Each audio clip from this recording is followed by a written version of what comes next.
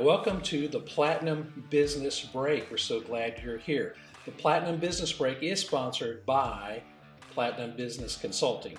Hey, and just for those of you who've followed our podcast for a while, we're just going to really rebrand this. We call ourselves the Platinum Community, but hey, we talk about business. So we thought, let's rebrand it to the Platinum Business Break.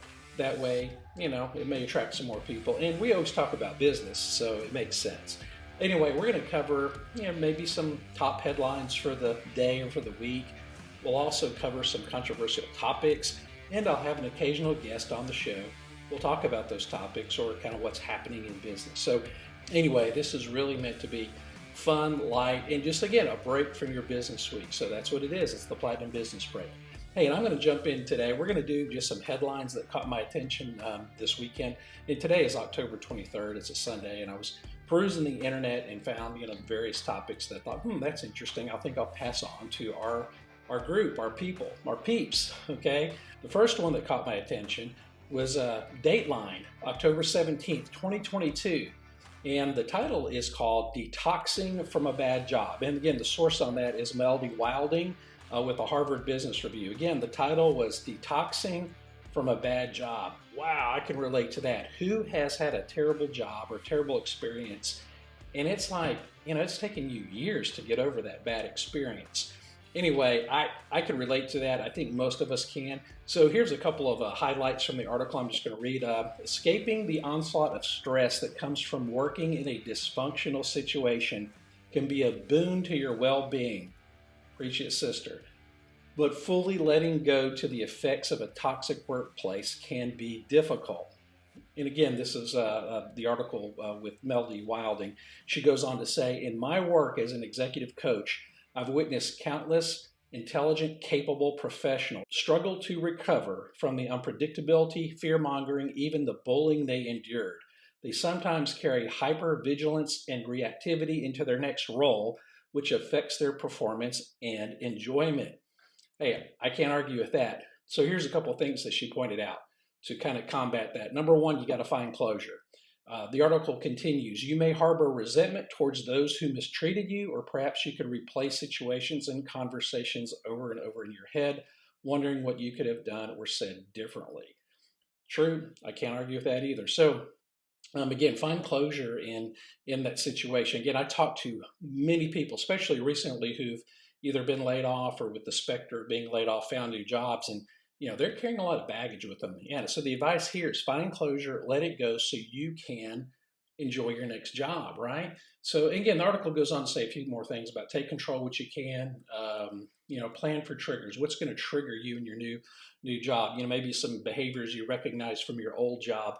You start seeing those in your new job. You have to plan to deal with those, right? Because that's reality. And also savor the positive moments from your last job. Think of all the wins, think of all the successes, and that'll help get you over the hump and maybe find some closure to your bad, toxic workplace that you just left. Anyway, man, I thought that was really interesting. And again, I go back to management, leadership, and culture. If we had good leadership, if we had good management, if we had great culture. And this is one of the main reasons people leave a job, because it is toxic. And, they have options. Even in a tight economy, they're willing to roll the dice and do something different just to get away from a toxic environment. Anyway, hope you find that one enjoyable. I did. It's pretty cool. All right, we're going to go to the next topic. Okay, and the next one, I thought this was pretty neat. This is more of a pop culture type of news article, but the headline was Red Bull owner dead. And this was Dateline today. When I'm filming this, October 23rd, 2022. The source is foxbusinessnews.com, and the article goes on to say, Red Bull owner and co-founder Dietrich Mateschitz, who once claimed to drink 10 to 12 cans of the beverage, that's Red Bull, every day, has died at the age of 78. Well, according to latest U.S. statistics, the average life expectancy of the U.S. male is about 79 or 80 years old, so he almost made it. Guess Red Bull didn't make that big of a difference if he was living here in the U.S.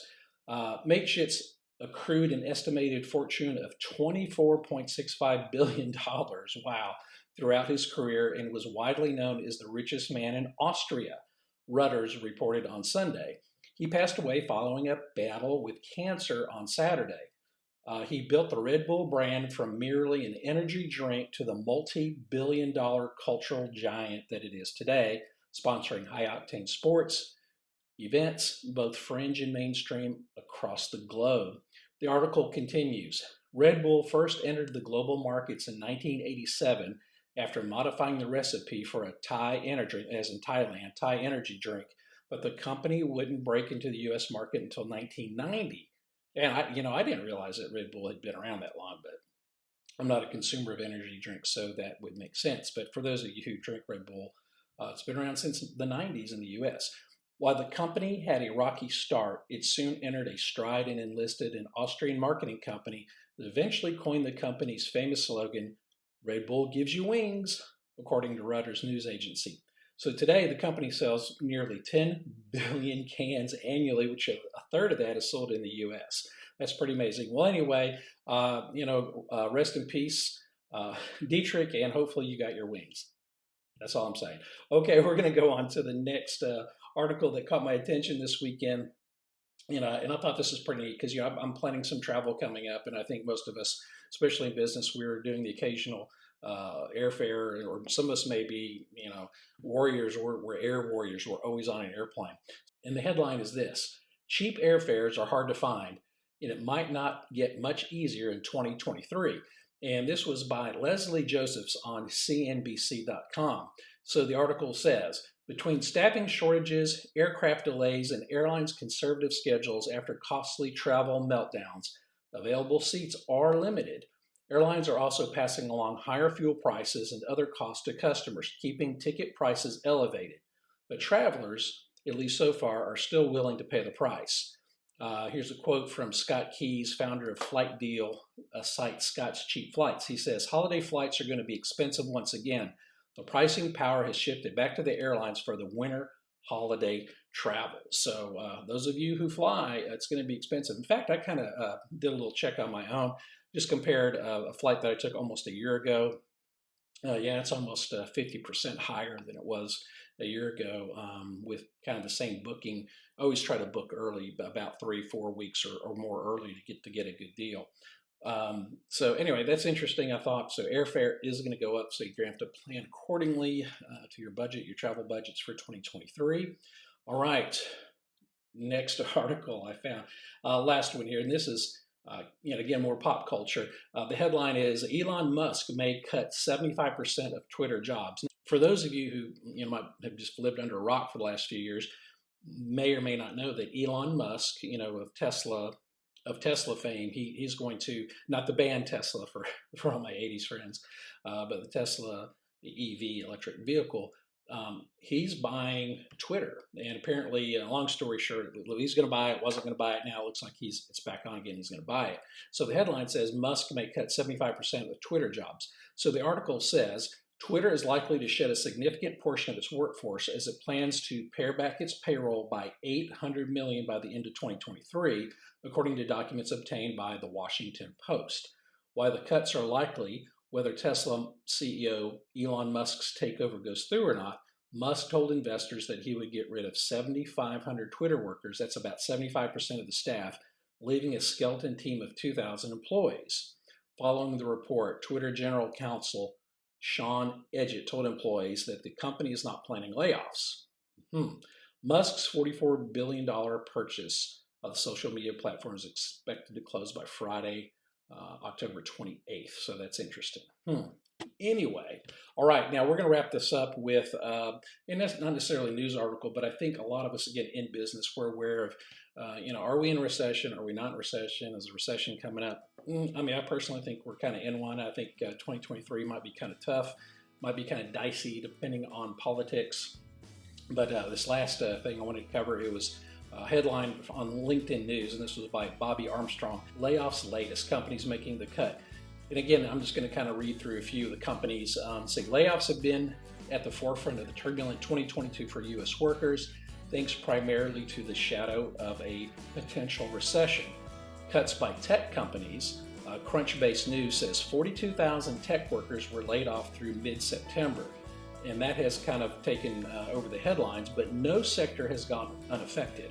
Cost cutting has become common too. Meta, which is Facebook. Google, Walmart, and FedEx are just a few of the big names to announce streamlining moves. However, a LinkedIn workforce confidence survey shows that only 31% of U.S. workers are concerned about their company is planning a budget cut or layoff. Well, I think all of us who are employed by a company need to be concerned about that. So yeah, 31%, that's kind of low. I thought it would be higher. So sounds like some people aren't paying attention, but hey, that's what happens in business. Again, some of the firms that are announcing layoffs in December, Microsoft, which is LinkedIn's parent company, I didn't actually know that, laid off about 1,000 employees across multiple divisions, Axios reported. Computer software company and maker of SurveyMonkey, Momentive AI, announced an unspecified number of layoffs in a post on LinkedIn. Cloud tech giant Oracle laid off 201 employees at its Redwood City, California office. Customer Relationship Management, or CRM platform Salesforce, cut an unspecified number of employees, according to protocol. Weight loss app Noom laid off employees for the second time this year, cutting about 500 of the staff, the majority in the coaching side. Media giant Gannett, that's the big publisher who does a lot of newspapers, USA Today, for example, is cutting costs by having employees taking a week of compulsory unpaid leave, offering voluntary buyouts, and temporary suspending 401k contribution matches. Chip maker giant Intel is planning thousands of job cuts, Bloomberg reports, as sales of personal computers continue to plummet. Warner Brothers Discovery laid off more than 80 employees and said those were included in 125 open positions that won't be filled. Discovery, or Discovery Channel, laid off about 100 employees, mostly in its advertising sales unit.